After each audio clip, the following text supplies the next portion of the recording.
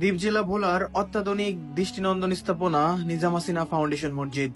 এই মসজিদটিতে নামাজ পড়তে ছুটে আসেন দূর দূরান্তের মানুষজন। তো আজকে আমিও এখানে চলে আসলাম নামাজ আদায় করার জন্য, এবং পাশাপাশি আপনাদের সাথে তুলে ধরবো নিজাম হাসিনা ফাউন্ডেশন মসজিদের সৌন্দর্য।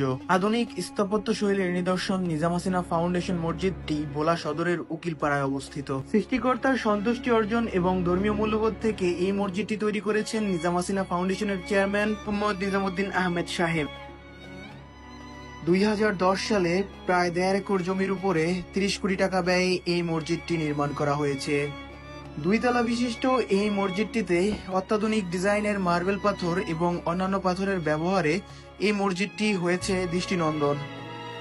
এখানে রয়েছে 120 ফুট উঁচু 2টি মিনার এবং 60 ফুট উঁচু 4টি গম্বুজ।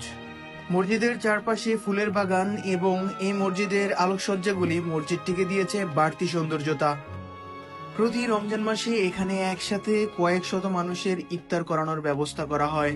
তো বিকেলবেলা এখানে আসায় আমারও এতগুলা মানুষের সাথে ইফতার করার সৌভাগ্য হলো।